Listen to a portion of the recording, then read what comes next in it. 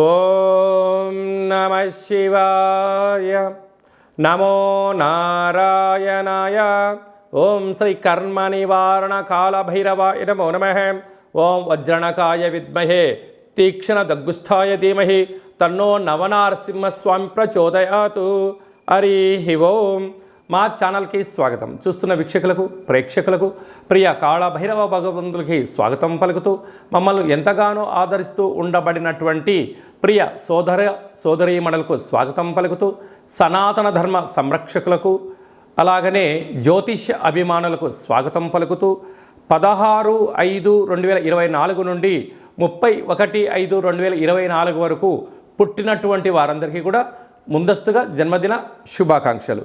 గతంలో వివాహం చేసుకున్న వారికి వివాహ వార్షికోత్సవ శుభాకాంక్షలు. మనకు వైశాఖ మాసం అనగానే పండగలకు కొదవలేనటువంటి మాసము కనుక అన్నవరంలో సత్యనారాయణ స్వామి యొక్క కళ్యాణము, స్వామివారిని స్మరించడం, ధ్యానించడం, వీలైతే ఇంట్లో మనం సంవత్సరానికి ఒక్కసారైనా శ్రీ రమా సహిత సత్యనారాయణ స్వామి వ్రతాన్ని ఆచరించుకోవడం వలన స్వామి యొక్క ఆశీస్సులు ఉంటాయి. అలాగనే మనకు వాసవి మాత అమ్మవారి యొక్క జయంతి, అమ్మను స్మరిస్తే అన్నీ మనకు ఉన్నట్లే అని చెప్పి గమనించాలి. అలాగనే మాసానాం వైశాఖ మాసం అంటారు. వైశాఖ మాస పూర్ణిమ తిథి యందున అరుణాచల స్వామివారి యొక్క గిరి పర్వత ప్రదక్షిణ చేసినట్లయితే సర్వము శుభప్రదమే అని చెప్పి గమనించాలి. ద్వాదశ రాశుల్లో గ్రహ గమనాలు ఒకసారి వీక్షింపచేద్దాం. మేషరాశిలో బుధుడు మరియు శుక్రుడు సంచార స్థితి, వృషభ రాశిలో రవి గురు సంచార స్థితి, కన్యరాశిలో కేతు సంచార స్థితి, కుంభరాశిలో శని భగవానుడు స్వక్షేత్ర సంచార స్థితి, మీనరాశిలో కుజరాహుల సంచార స్థితితో ద్వాదశ రాశుల్లో గ్రహ గమనాలు ఈ విధంగా ఉన్నాయి. మీనరాశి వారికి 12 సంవత్సరాల తర్వాత శుక్ర భగవానుడు తన స్వక్షేత్రమైన వృషభ రాశిలో గురువుతో కలిపి సంచారము తృతీయంలో సంచారం చేయనప్పుడు ఎలాంటి ఫలితాలు ఉంటాయో ఈ వీడియోలో సవివరంగా సంపూర్ణంగా తెలుసుకుందాం. మీనరాశిలో ఏ నక్షత్రాలు వస్తాయనగా పూర్వాభాద్ర నక్షత్రంలోని చివరి పాదమైన 4వ పాదము, ఉత్తరాభాద్ర నక్షత్రంలోని 4 పాదాలు, రేవతి నక్షత్రంలోని 4 పాదాలు కలిపితే మీనరాశి. చాలామందికి పుట్టినటువంటి కాల సమయంలో డేటా బర్త్లు లేనటువంటి కారణం వలన పేరు యొక్క మొదటి అక్షరాన్ని అనుసరిస్తూ ఆ రాశిని తెలుసుకునే ప్రయత్నం చేద్దాం. ది, దుమ్, శం, ఝ, ధ, దే, దో, చ, చి అక్షరాల వారందరూ కూడా మీనరాశి జాతకులే.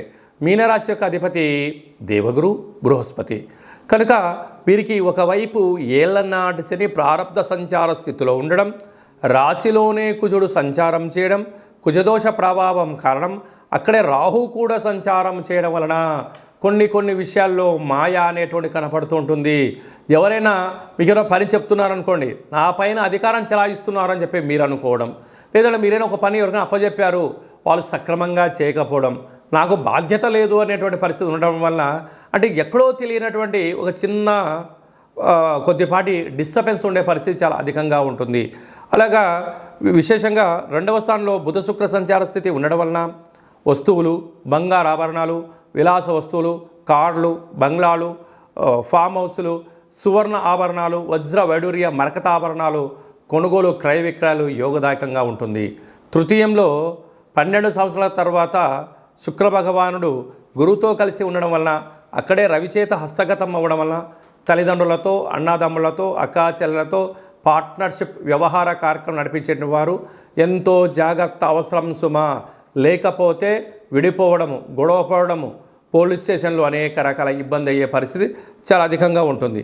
అదే కాకుండా సప్తమంలో కేతు సంచార స్థితి, వ్యయంలో శని భగవానుడు స్వక్షేత్రకంగా సంచారం చేయడం వలన మీ జన్మ నక్షత్రం రోజున, అష్టమి రోజున, పూర్ణిమ తిథి యందున ఎలాంటి పనులు పెట్టుకోకుండా వాయిదా వేసుకోవడం ఉత్తమము.